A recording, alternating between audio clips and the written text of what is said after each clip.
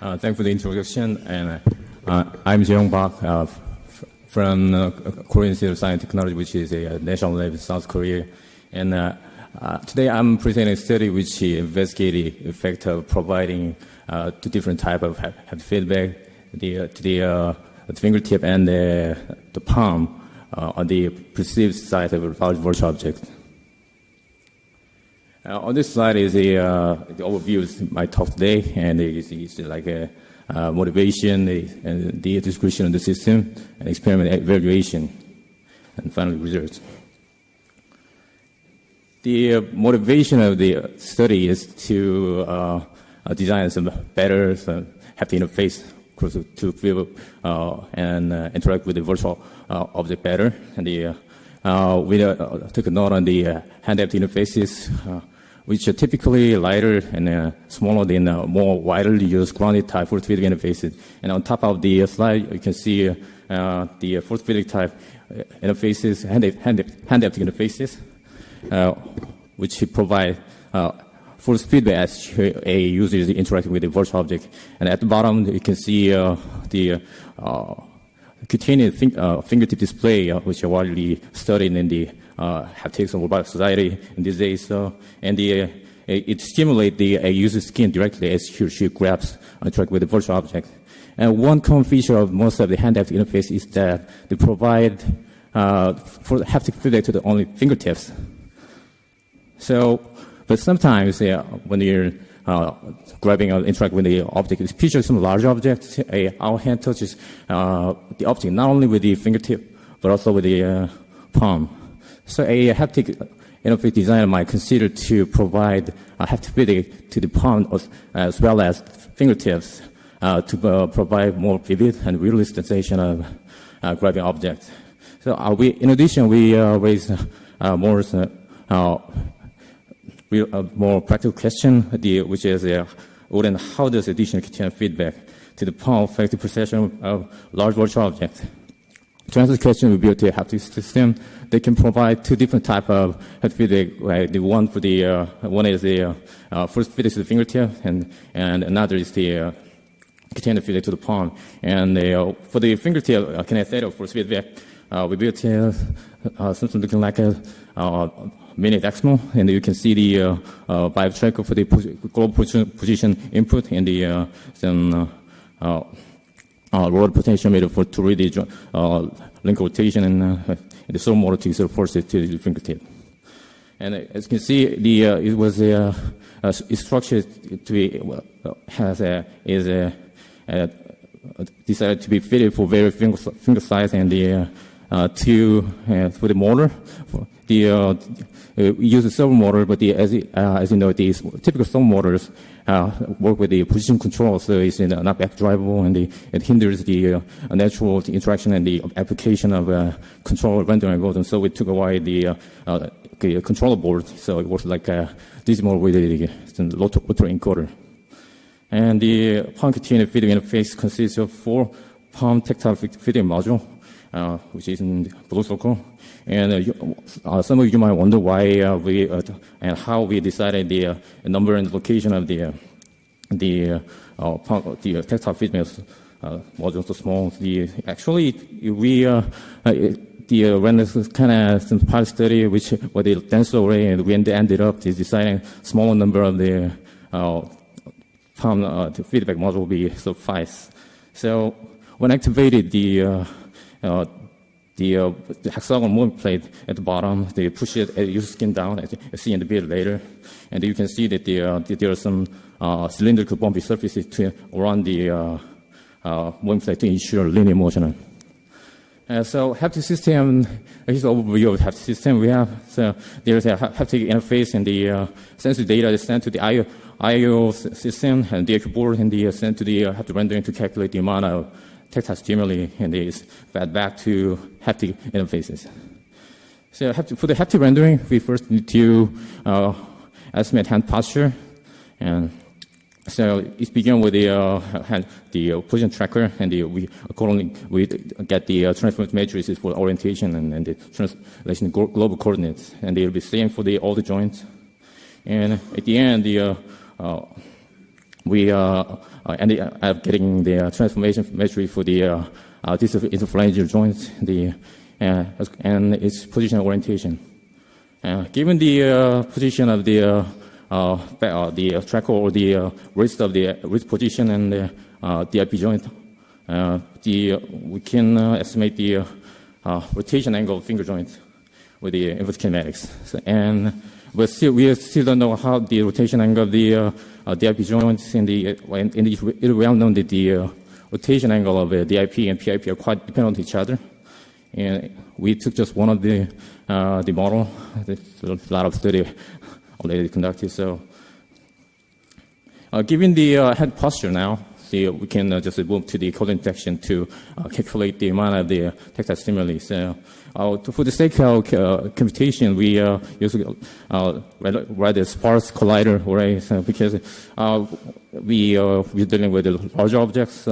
They are located in the contact area at the fingertip and the sub areas in the palm. And the collagen detection is conducted in two phases as conventionally used, with the phase with the some wider, larger surrounding sphere. And if there's a collision detected in the broad phase, it's moved to the narrow phase collision. So once the collision detected for the narrow phase collision, the calculation of collision factor is just a linear interpolation of them. And if you can see in the video, as you can see in the animation, this model works quite well, and it changes quite continuously, so a user can feel natural change of forces. Given the collision vector, as calculated in the previous slide, the calculation torque or the amount of the displacement for the palm fitted module quite straightforward. So the contact force is calculated with contact force follow the spring model as conventionally used in haptic rendering, and the amount of forces is just a cross product of the displacements and the contact force. And for the palm is more straightforward because it'll be just proportional to the collision, the size of collision vector. So on this video is the haptic system for the in action, and you can see that the device mapped well, and the hand posture is estimated there, and here there should be some force feedback and the cutaneous feedback to the palm. And user cues just interact with the virtual object. So, coming back to our initial research question, we wanted to see whether the additional cutaneous feedback to the palm would result in some better discrimination or better perception of virtual object. To see that, we formed the experiment paradigm, which is comparing the perception of virtual object size under two conditions. The one condition, there is a fingertip, then palm feedback, and in another, there will be only fingertip feedback available. So we took the one interval to alternative force choice experiment paradigm, and which eventually compared the favor fraction for the two experiment conditions. So if the favor fraction for the finger plus palm feedback condition is lower than that of the fingertip feedback condition, we win. So the experiment condition will be as I explained in the previous slides, the FOP and F condition, which represent, of course, the fingertip palm feedback and fingertip feedback condition, respectively. And the virtual object was a virtual sphere for the sake of the calculation of the collision detection. And the reference sphere size was 10 centimeter, and the comparison stimuli comparison field radii were 2.5 and 15 centimeters. Therefore, there was 4 experiments run, and each of which consisted of 20 trials. And the experiment procedure will follow that of the very typical yes/no experiment. So the number of subjects was 12, and on each trial, a user was asked to approach a certain point and grab a virtual object was not visible. And so there was only haptic feedback available, and even the the subject could not see even his or hand, as you can see in the photo at the bottom, and some white noise will play on the headphone to block any possible audio cue from the haptic interfaces. So result is, as you can see, on the F P condition, vapor fraction was significantly lower than that of F condition. So good for us. And on the right side, we also estimated the vapor fraction for palm feedback, which was not actually measured in our experiment, but we just assumed some optimal sensor integration model, so it might not be true, but we were just I just wanted to show you as a reference. So the vapor fraction for two different type of feedback was quite comparable theoretically. And on this slide, we also derived the partial weight contribution of each feedback. Each type of feedback on the perception of objects is already embarrassing that the weight for the palm was higher than fingertip. But it does not necessarily mean that a user can feel the virtual object only with the palm, because it will be like hitting it and slapping it. So as I said, I assume the optimal sensor integration, which also assumed independent of two different type of cues. So, but we know it's not, because on the FLP condition, it uses also using the fingertip. So you see, just in the reference for you, in the mean collision depth and mean trial time is shown at the bottom of the slide. And on the right side, you can see that the mean trial time was longer for FLP condition, meaning that the participant took longer time for the experiment to feel when the palm feedback were available. So one possible explanation could be people took longer the processing or using time for when more the tactile information was available. So conclusion was when there's the feedback on the palm available, people could feel the virtual object better. In our future work,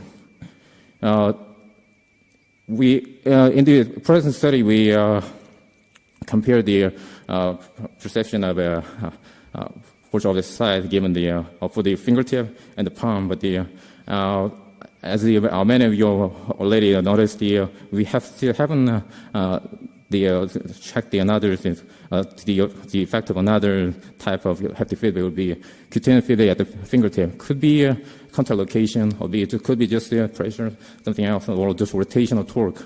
But we are planning to investigate the effect of the cutaneous feedback at the fingertip. And as I briefly mentioned in the previous slide, we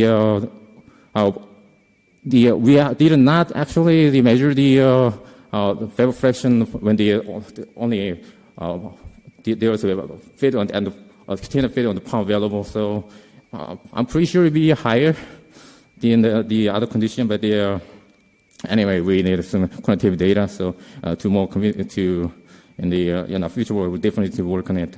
And this work was supported by KISS Institution program, and that's it. Thanks for listening.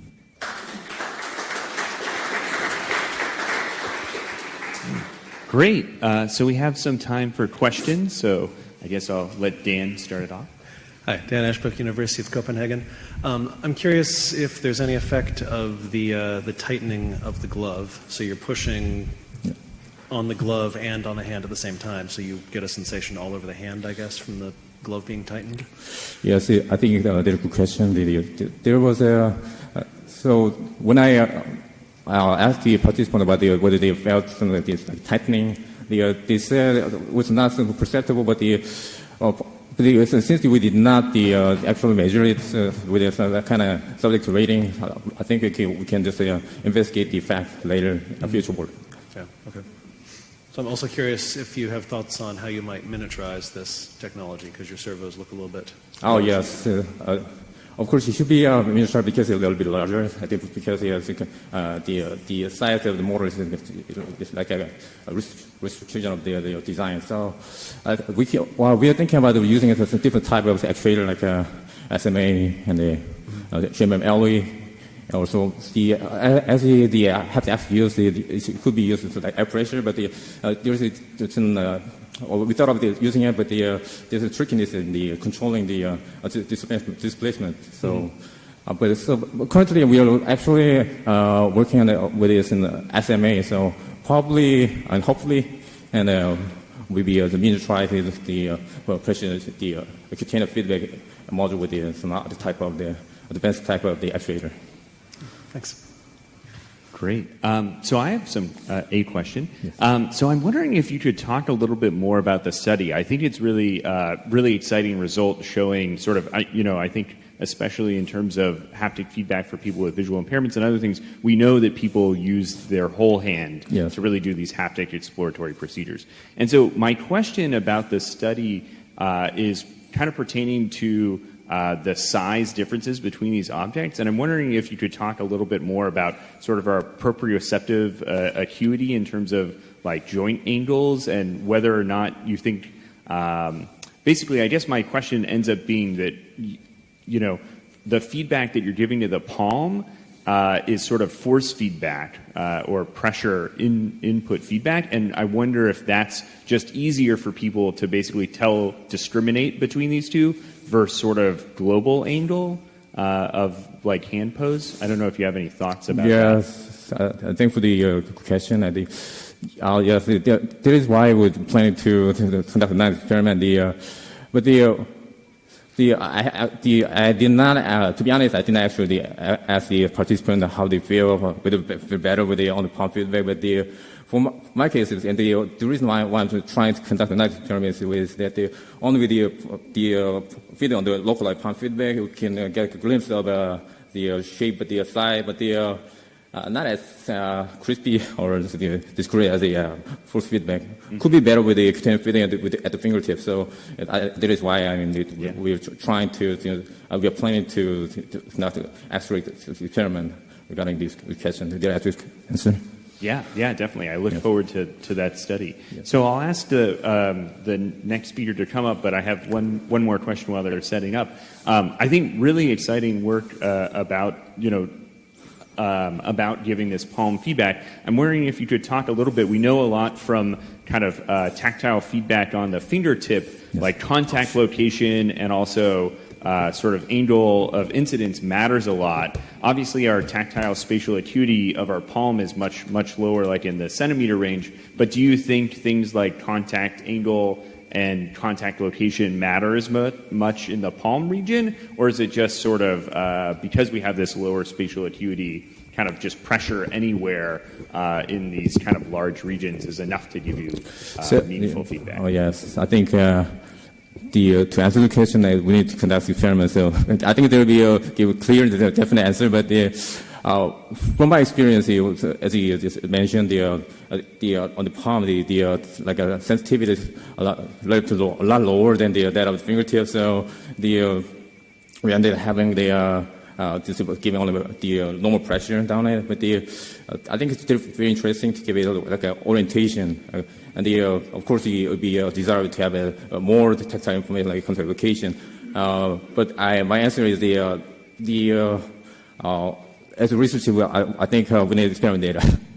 Great. I look forward to it. Yeah, thanks. Wonderful. Thanks so much. Okay, let's give